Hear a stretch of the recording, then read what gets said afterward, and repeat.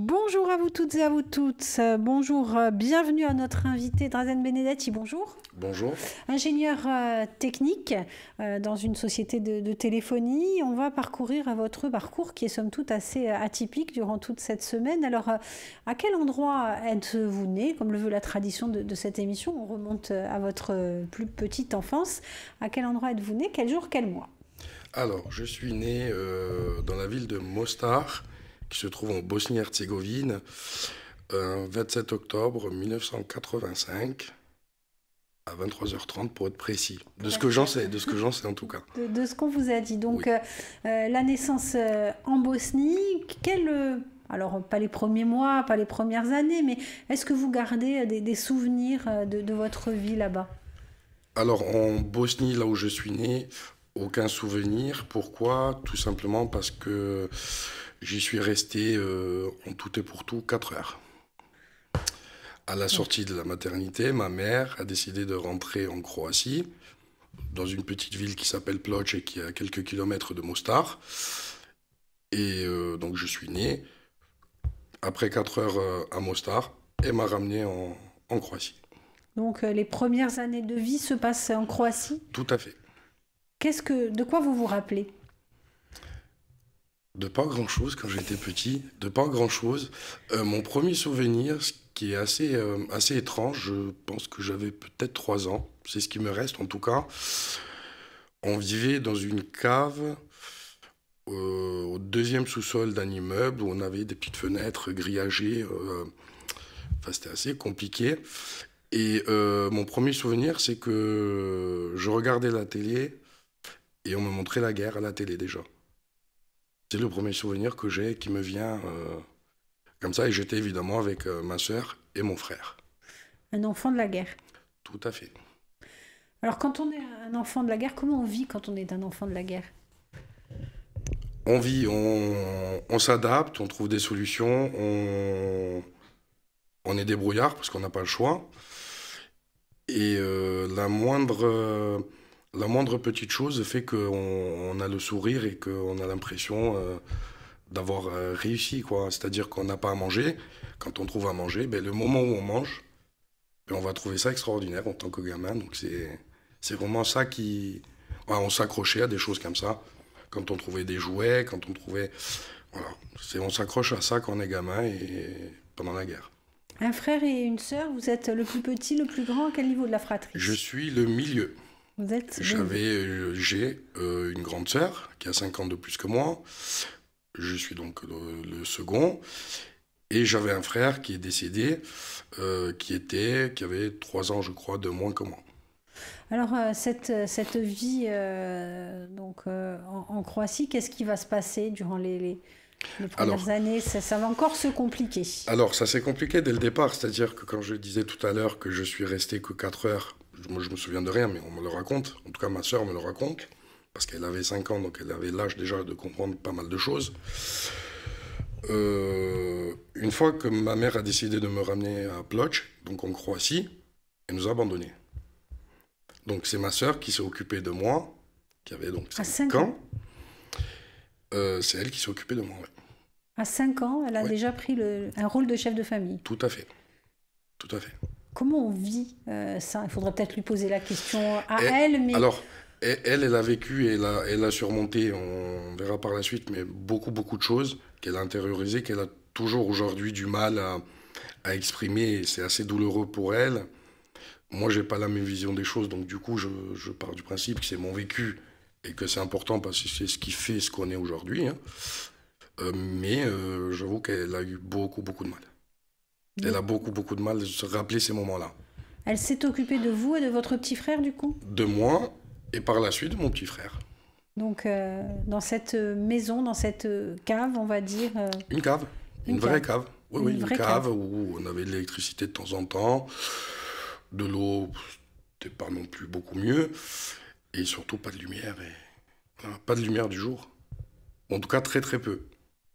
Merci beaucoup Drazen Benedetti. On va se retrouver demain pour parler à nouveau de votre vie, de votre parcours. À demain. Merci. Bonjour et bienvenue, c'est Drazen Benedetti, notre invité cette semaine. Bonjour. Bonjour. Une vie, donc, les premières années de la vie en Croatie, élevée par votre sœur, qui est de 5 ans, votre aînée. Qu'est-ce qui se passe en fait? Donc, elle a 5 ans, vous êtes un nouveau-né, il y a un petit frère qui arrive derrière. Qu'est-ce qui se passe? Vous grandissez? Qu'est-ce que vous vivez? Alors, on vit dans la rue, hein. On vit dans la rue, on vit... on essaye, en tout cas, on essaye de survivre déjà, ce qui est pas mal.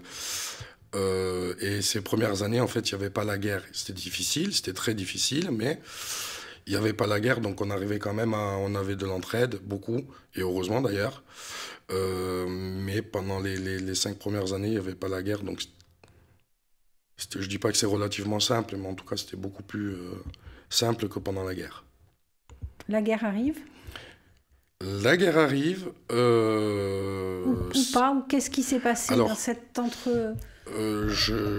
alors, entre le début de la guerre et le fait d'avoir été abandonné, c'est qu'à un moment donné, notre mère est revenue avec un beau-frère, avec un beau-père, Ouais. pardon, qui s'est installé chez nous, qu'on ne connaissait pas. Et là, c'est devenu très compliqué pour mon frère et moi, et encore plus pour ma sœur. Pour faire simple, c'était quelqu'un de très violent, qui nous battait tous les jours, et il obligeait ma sœur à regarder.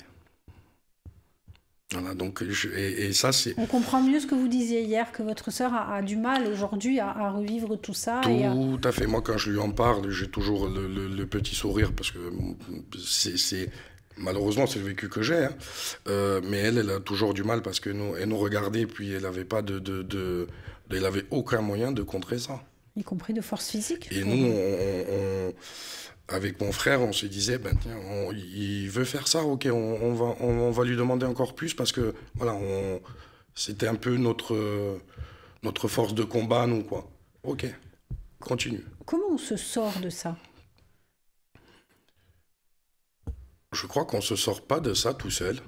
Je crois que c'est un tout. Et in fine, c'est la guerre qui nous sort de ça. Pourquoi? Parce que la guerre commence, ma mère s'en va, le beau-père s'en va, on ne dit rien, on nous laisse, et on finit par être placé, pendant la guerre, hein, dans la première année de la guerre, on finit par être placé dans un orphelinat. De Finalement, force. c'est une sorte de libération. Tout à fait, tout à fait. C'est une libération pour nous par rapport à ce qu'on a vécu. Par contre, c'est après qu'il y a encore, quelques difficultés. Mais pour nous, c'était une libération. La vie à l'orphelinat, c'est quoi? La vie à l'orphelinat, c'est exact. Alors, j'allais dire que c'est exactement la même chose que ce qu'on a vécu avant. La vie à l'orphelinat était terrible, dans le sens où pas avoir de ce dont on a envie d'avoir, et pas avoir forcément à manger tous les jours, 2 fois par jour, comme on peut connaître. C'est que c'était un orphelinat très particulier, parce qu'il y avait des nourrissons qui avaient des malformations, donc sans bras, sans jambes, et c'était à nous de nous en occuper.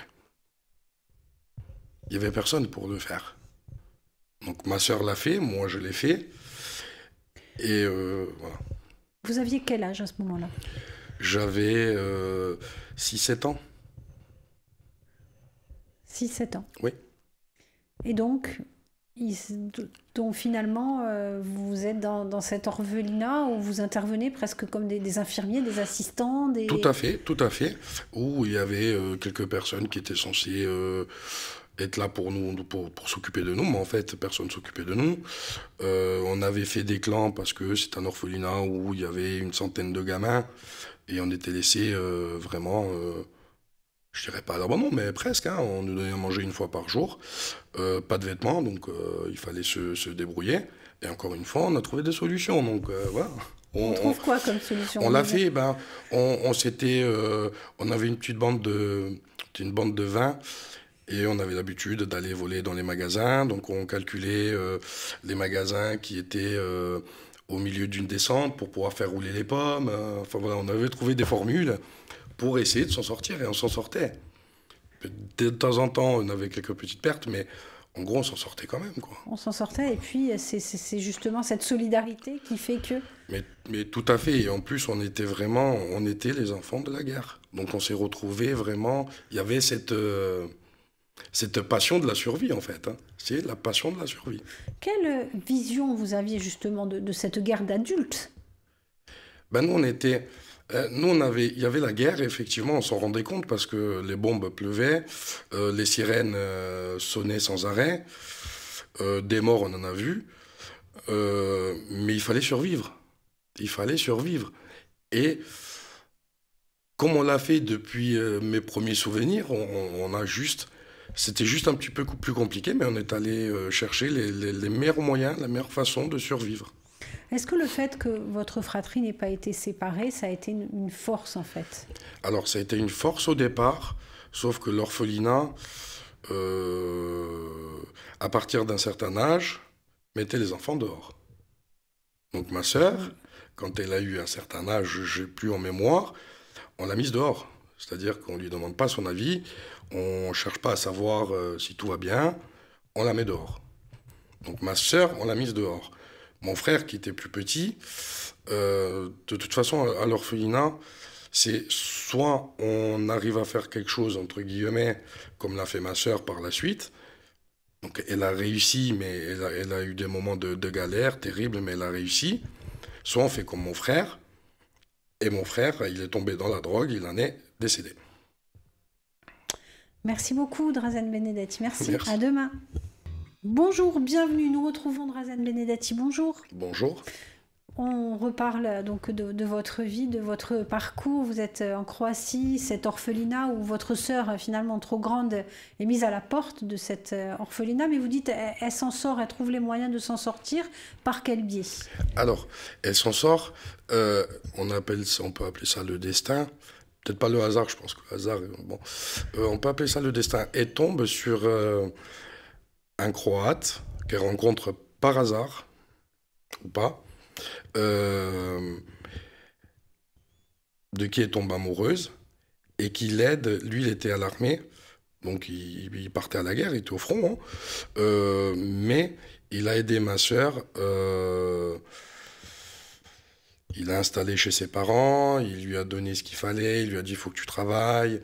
Enfin voilà, donc c'est grâce à lui en fait que ma sœur elle est arrivée à avoir une vie un peu compliquée quelques années plus tard, mais aujourd'hui elle a une vie tout à fait normale avec ses 2 filles, son petit-fils qui vient de naître, et son passé est oublié pour elle. Et puis vous le disiez, votre frère qui était plus petit, lui, a eu plus de difficultés. Mais il est tombé dans la drogue, donc comme 95-97% des mômes de l'orphelinat. Et je peux peut-être imaginer, si j'avais pas eu la chance que j'ai eue, que je sois tombé dans le même cercle vicieux. Alors vous, à partir de ce moment-là, qu'est-ce que vous devenez? Alors moi, j'ai ma sœur qui s'en va, je me retrouve tout seul, j'ai plus mon frère, j'ai les autres, parce que les autres, ils étaient là, hein. C'était l'entraide. Et l'orphelinat faisait quand même quelque chose de bien. C'est que de temps en temps, ils organisaient des voyages, et ça pouvait être l'Italie, ça pouvait être la France. En fait, c'était des missions plus ou moins humanitaires, qui permettait à un certain nombre d'enfants de l'orphelinat de pouvoir partir une semaine, 15 jours, entre guillemets en vacances, et pouvoir oublier un petit peu la guerre et les difficultés de la guerre et de l'orphelinat par la même occasion.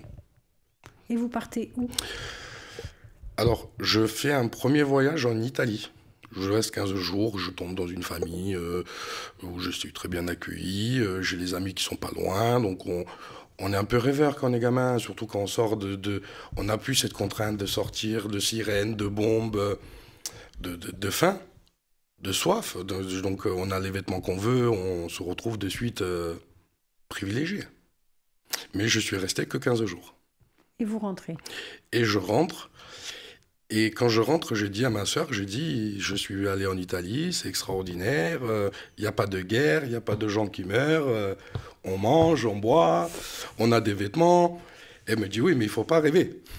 elle a raison. Parce que notre vie, elle est là.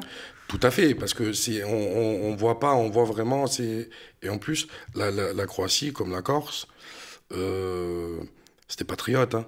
Donc ils pensent à la Croatie, à leur peuple, hein. C'est pour ça qu'il y a il y a de la mentalité, hein. Et jamais on pense se dire, bah, mais on va quitter le pays pour aller ailleurs. Jamais. Même dans ces conditions-là. Vous aviez quel âge? Où j'avais, je pense, 8 ans. 8 ans. L'Italie, c'était 8 ans. Alors le destin qui a aidé votre sœur, vous, votre destin qui vous a aidé, il s'est situé à quel moment, à quel endroit, dans quelles conditions? Alors, c'est extraordinaire. Donc, au retour de l'Italie, on fait une liste, on reçoit une liste, ils affichent une liste dans l'orphelinat en disant, vous allez partir 15 jours en France. Et ils font la liste des gamins qui avaient été choisis. J'avais la chance d'y participer. Je me dis, tiens, c'est super. Et alors, c'est extraordinaire parce que on reçoit donc le docteur Bernard Benedetti qui vient à l'orphelinat avec un certain nombre de personnes. C'est une mission humanitaire spéciale. Et ils viennent nous chercher pour nous ramener. On était, je crois, une vingtaine d'enfants pour qu'on passe des vacances, en fait, en Corse, un peu sur le même principe que l'Italie. Au départ, je devais être placé dans une famille qui habitait le Cap Corse. Alors, ce qui est rigolo, c'est qu'il faut quand même se remettre dans le contexte. On est en pleine guerre. Il y a une mission humanitaire avec des bus, des voitures, des médecins, des infirmiers, des pompiers. Enfin, bon, il y a quand même une équipe, un ensemble. Et en Croatie, c'est la guerre. Ça veut dire qu'on ne prend pas juste la route tranquillement et tout va bien. C'est des checkpoints, c'est stressant pour nous parce qu'on sait qu'on va quelque part, on va être bien, mais on ne sait pas si on va y arriver. Il faut arriver et à je quitter me le demande, pays. tout à fait, et je me demande même les personnes qui sont venues, je disais, bon, mais il y a les checkpoints, il y a les bombes, comment on fait? Il faut trouver des solutions. Toute la route, c'est-à-dire on a traversé la Croatie, on a traversé la Slovénie, on a traversé l'Italie, on a pris le bateau, et j'avais cette dame, je ne me rappelais plus de son prénom, qui était très, très contente. Moi, j'étais un petit garçon bronzé, méditerranéen, très typé, qui était très content de m'avoir avec elle, hein. Elle me dit, bon, bah, tu vas voir, tu vas te régaler, il y a la piscine, il y a la mer, bon. Et à la descente du bateau, donc tous les enfants descendent, tout le monde descend, et moi, on me dit, non, non, mais tu iras pas dans le Cap. Finalement, tu vas aller chez le docteur Bernard Benedetti. Et l'histoire commence comme ça, en fait. Et l'histoire commence comme ça, et le destin commence comme ça. Tout à fait. Donc sur le port de Bastia, je me retrouve, on me dit non, non, tu vas aller chez le docteur Bernard Benedetti. Alors que c'était pas prévu. Hein. On en reparle demain? Volontiers. À demain. Bonjour, bienvenue, c'est Drazen Benedetti qui est notre invité cette semaine. Bonjour. Bonjour. On reparle de votre parcours. Donc vous avez, on va dire, 8-9 ans. Et vous partez pour un voyage humanitaire en Corse, où vous rêviez de piscine, de mer dans le Cap Corse, d'une famille qui devait vous accueillir. Et puis finalement, non, vous arrivez dans la famille des Benedetti, dans la famille du docteur Benedetti. Tout à fait. Qu'est-ce qu'on pense à ce moment-là? On se dit, punaise, j'ai... Ben, c'est terrible, hein, mais on sait que de toute façon... On va être bien. Où que ça soit. Au départ, hein, c'est ce qu'on se dit, hein, on va être bien, ça va être mieux. Pire, c'est compliqué. Donc on se dit, de toute façon, ça ira bien. Ça ira bien. Qu'est-ce qui se passe quand vous arrivez dans cette famille? Alors, j'arrive dans une famille où je me suis retrouvé entouré, écouté. Je parlais pas français, je parlais italien parce que j'avais fait 15 jours en Italie. Et que j'avais une facilité, quand on est gamin, on a quelques facilités en langue, donc en italien, on y arrivait très bien. Et je suis devenu d'enfant qui avait rien à un enfant gâté. Je m'asseyais à table, j'avais ce qu'il fallait pour manger, j'avais la piscine, on s'occupait de moi, on m'amenait me promener. Je n'avais pas l'habitude de tout ça, moi. Je connaissais pas ça, j'ai découvert ça. Et vous vous dites, tout ça va s'arrêter? On n'y pense pas? On n'y pense pas, on vit l'instant présent. Mais tout à fait. Ce que nous apprend la guerre, en fait, c'est une leçon. C'est vraiment vivre l'instant présent. Alors, évidemment, c'est simple à dire, hein, mais on vit l'instant présent. C'est pour ça que ça faisait... J'y pensais même pas, moi. Je savais que j'allais retourner à la guerre, mais je n'y pensais même pas. Le séjour se passe et ensuite? Le séjour se passe très bien, bien sûr. Et nous reprenons la route. Et là, on se retrouve avec les autres, on discute de nos familles, ce qu'ils ont fait, ce qu'on n'a pas fait, on échange et on reprend la route pour rentrer à l'orphelinat. Et après? Et après, c'est nostalgie, parce que ça nous manque, ces moments-là. Et au-delà du fait Au-delà du côté matériel, tout à fait, le côté affectif. Tout à fait. Au-delà du côté matériel, on a quand même Vous savez, je ne sais pas comment l'expliquer, mais quand il vous manque quelque chose, vous êtes quelque part, il vous manque quelque chose, vous ne savez pas quoi, vous en doutez, mais voilà, c'est pas du matériel, c'est pas manger, c'est pas... voilà. C'est un câlin le soir quand on s'endort? Par exemple, c'est des mots doux, c'est difficile à expliquer avec des mots, que ça soit... mais ça manque, on a un manque. Il y a un manque qui est créé. Et alors c'est rigolo, parce que quelques mois après, je suis à l'orphelinat, on me dit, il y a quelqu'un pour toi. Alors moi, je me dis à l'orphelinat, quelqu'un pour moi, alors que je suis abandonné, qu'il n'y a personne qui pense à moi. Le docteur Bénédicte Bernard, avec sa femme, qui sont venus me voir à l'orphelinat. Il faut remettre dans son contexte, on est encore en pleine guerre. Donc, il a pris sa voiture, ils ont pris la voiture, ils ont pris la décision de venir, de passer les checkpoints. Enfin, c'est vraiment très, très... faut avoir envie, hein. Visiblement, le manque était réciproque. Je le sais maintenant, oui. Et je le pensais à l'époque aussi, hein. Tout à fait. Et alors, cette rencontre, ces retrouvailles? Alors, on s'est revus, on s'est retrouvés. Ils m'ont amené des vêtements, ils m'ont amené à manger. On est quand même sortis, malgré que c'était la guerre, on est quand même sortis. Et là, on prend une décision, on se dit, bon, ça serait bien que tu puisses revenir pour des vacances. Moi, je dis, mais bingo, allez-y, il n'y a pas de problème. Et c'est là où, en fait, c'est la deuxième étape, on va dire, sur le parcours de l'adoption. Pour des vacances, il n'y a rien qui est figé pour l'instant? Vous avez encore... Non, mais c'est ça qui fait d'une histoire simple, une histoire un peu dont on se rappelle, c'est que je suis venu en 93, je crois, 94, début de 94, et je suis revenu pour 15 jours de vacances en 1995. Ce que j'ai appris après, c'est qu'ils avaient déjà commencé à discuter par rapport à une possibilité d'adoption. La Croatie, pays en guerre, ravagé, j'avais quand même une valeur aux yeux de la Croatie, ou en tout cas des personnes qui s'occupaient de l'adoption, qui était, je crois, de 150 000 $. C'est la somme qu'ils estimaient que je valais.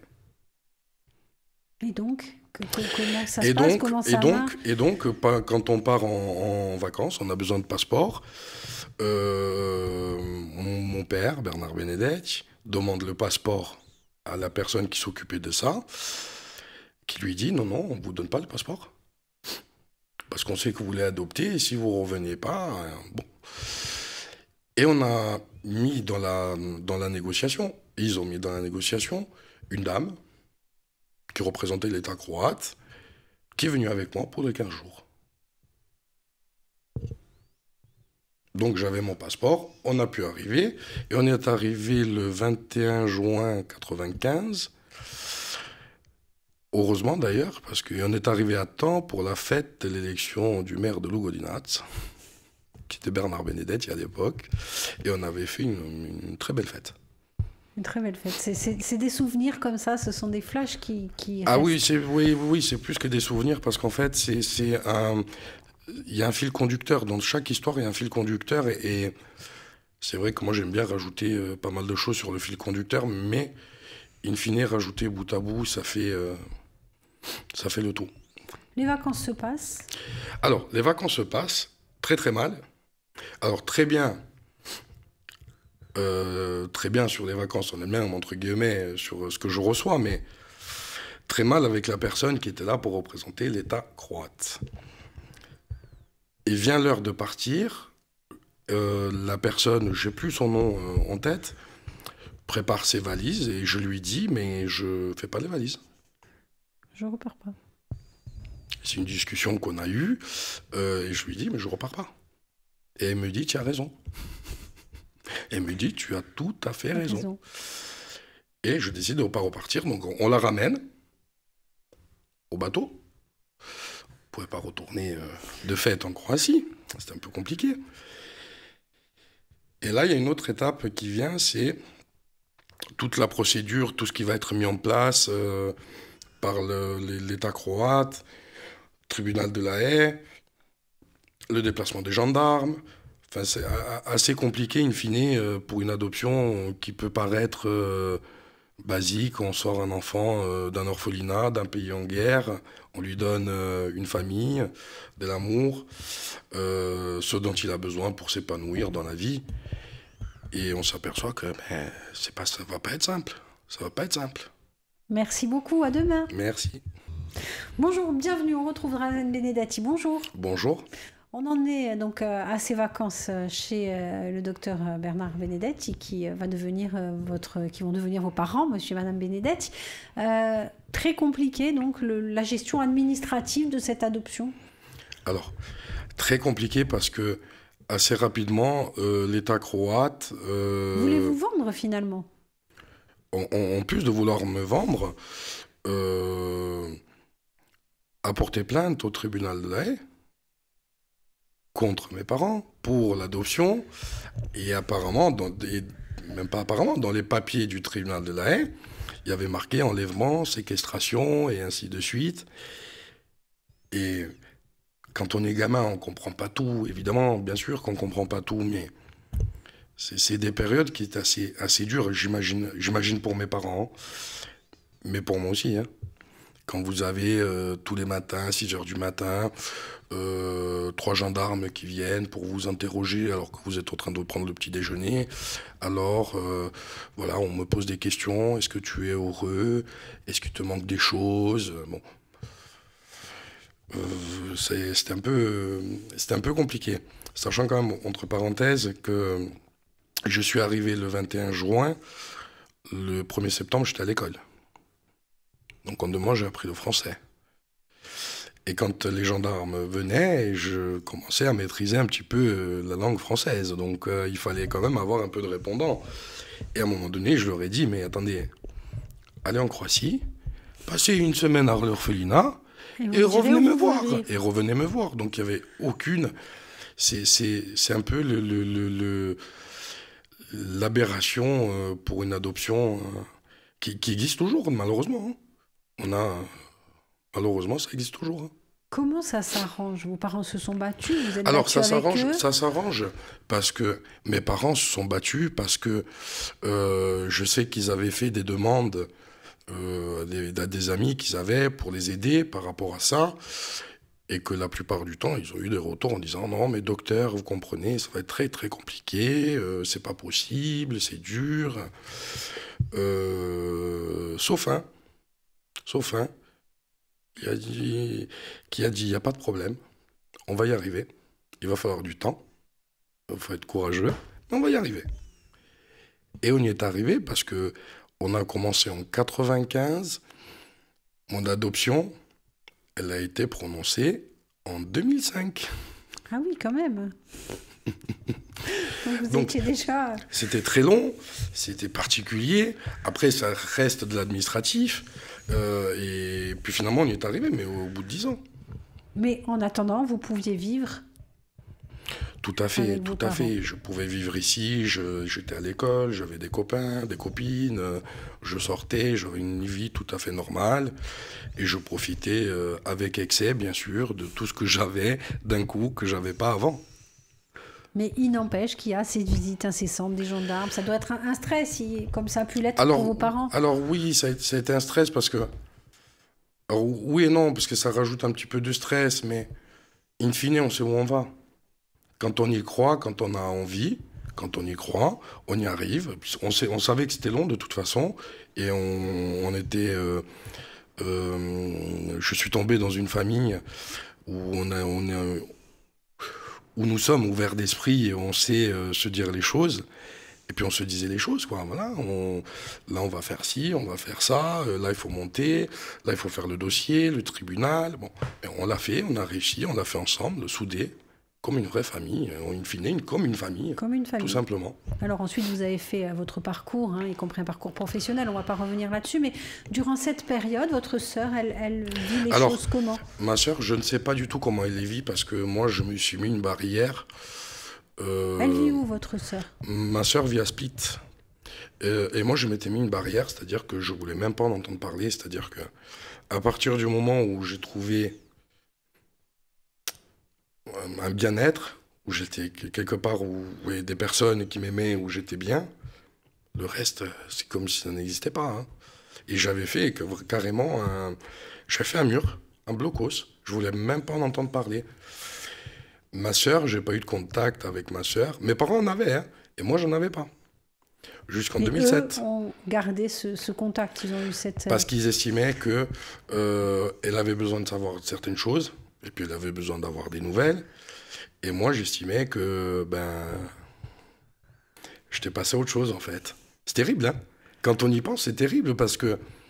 Vous n'étiez qu'un enfant, en même temps. Vous n'aviez pas cette... Tout à fait, mais ça restait... Oui, mais avec le recul, elle s'est occupée de moi quand j'étais nourrisson, et elle a vu des choses, elle a regardé des choses. C'est vrai qu'avec le recul, mais on n'y pense pas, en fait. Quand on est gamin, quand on est dans cette situation-là, on n'y pense pas. On se dit, allez, c'est du passé, passe à autre chose. Mais vos parents ont eu, on va dire, cette intelligence d'adulte de garder ce contact. Mais heureusement, ils ont gardé le contact. Ils ont... D'ailleurs, jusqu'en 2005, donc en 2005, j'ai l'adoption qui est prononcée. Donc, je suis officiellement adopté. Sauf qu'on ne pouvait toujours pas retourner en Croatie parce qu'il y avait toujours le tribunal de la Haye et la plainte pour enlèvement, séquestration et ainsi de suite. Et sauf que j'ai quand même des parents formidables. C'est que pour savoir s'il y a toujours un problème, ils prennent la voiture, ils y vont. Et donc du coup, un jour, on m'appelle, on me dit je te passe ta sœur. Je dis comment tu me passes ma sœur? Ils étaient à Split avec ma sœur, alors que bon, voilà quoi. Et depuis, j'y vais 3-4 fois par an. J'ai retrouvé ma sœur, mon beau-frère. Entre-temps, elle a eu 2 enfants, avec qui je m'entends très bien. Je suis en train de réapprendre le croate. Donc voilà, mais c'est vrai qu'au début, j'avais un peu de mal. Et je me disais, mais pourquoi ils veulent absolument retourner? Parce qu'en fait, la famille, c'est très important. Alors, c'est très important en Croatie et c'est très important en Corse. Et pour mes parents en particulier. Il y a beaucoup on va dire, de liens culturels, enfin, de similitudes culturelles. Je pense qu'il y a plus que ça. On n'est pas à 100%, mais à 99%, on y est, hein, par rapport à la Corse. C'est pour ça que je me sens bien en Corse. Et quand je suis en Croatie, je me sens bien en Croatie. Mais ça manque. L'une et l'autre me manquent. C'est terrible, hein. Vous êtes finalement de ces 2 pays, quoi. Tout à fait, tout à fait. Votre sœur est déjà venue en Corse? Ma sœur est venue plusieurs fois en Corse. Je lui ai proposé plusieurs fois, mes parents lui ont proposé plusieurs fois de venir, de s'installer, parce qu'il y a eu des moments compliqués, parce que la guerre, elle a duré plus longtemps que ça. Hein. Mais elle a toujours eu cette volonté de rester dans son pays. De galérer et d'avoir des moments très très très durs, mais elle y est arrivée, quoi. Pour terminer, on va dire que finalement, C'était un destin, c'était votre destin. Il y avait la force du destin, il y avait cette main du destin pour plein de choses, à plein d'étapes, à plein de moments. On dit toujours, je pense que c'est le destin. Et encore, on a survolé un petit peu l'histoire, mais si on rentre encore dans certains détails, on est encore dans ce destin, parce que rien n'était fait. Et rien n'est jamais fait. Mais on dit toujours, on ne choisit pas sa famille. Et moi, j'ai la chance de l'avoir choisi. Ils m'ont choisi aussi. Donc, c'est ce qui est au-delà de la guerre et toutes les difficultés, la base et le socle, c'est une adoption qui prend son sens, malgré les difficultés, malgré les freins, malgré tout ce qui peut arriver. On est là, on y croit, quoi. On y croit, mais c'est dur, il faut faire des démarches que parfois, et la plupart du temps, on ne comprend pas. On les fait, on y va, parce qu'on sait où on veut aller, quoi. Et c'est vraiment cette envie qui est le moteur, en fait. C'est l'envie de tout le monde d'y arriver. Et c'est important d'avoir ce témoignage aujourd'hui, parce qu'on entend souvent, par médias interposés, des enfants qui sont arrachés à leur pays, qui sont justement presque enlevés. C'est pas du tout le cas. Cette adoption, elle a été véritablement choisie par tous les deux, par les parents, par les enfants. C'était véritablement une histoire d'amour qui s'est créée. Tout à fait, tout à fait. Après, avec les contraintes et tout ce qui est venu se rajouter autour, mais tout à fait, c'est ça. Ce petit détail sur le français que vous avez appris finalement en un été. En 2 mois. En 2 mois. Tout à fait. Comment? Alors, j'avoue que je commençais à maîtriser l'oral, l'écrit, c'était pas trop ça. Après, ça s'est amélioré au fur et à mesure, mais en tout cas, le français, j'avais quelqu'un qui venait, qui me donnait des cours, et j'ai le souvenir de ma rentrée au CM2, parce que je commençais directement par le CM2, où j'avais une institutrice, Madame Valentini, qui était extraordinaire, parce que elle faisait les dictées, et moi, la dictée, évidemment, je faisais beaucoup de fautes. Elle me disait, non, mais Dragan, il faut que tu viennes le soir. Donc j'allais le soir, elle me refaisait faire la dictée, et elle me réapprenait tout. Et c'était extraordinaire. Je m'en souviens toujours, et je la remercie à chaque fois que je la croise, parce que elle a pris un temps fou pour moi, quoi. Vous parliez de ces années d'adolescence que vous avez passées en Corse, justement, vos relations avec vos amis, comment est-ce qu'ils ont vécu votre histoire? Ils l'ont partagée finalement. Alors, ils l'ont vécu un peu étrangement, parce que moi, j'en parlais pas trop, en fait. Je mettais pas ça en avant. Ils savaient que j'étais adopté, ils savaient que j'étais croate, ils savaient que j'avais un certain vécu.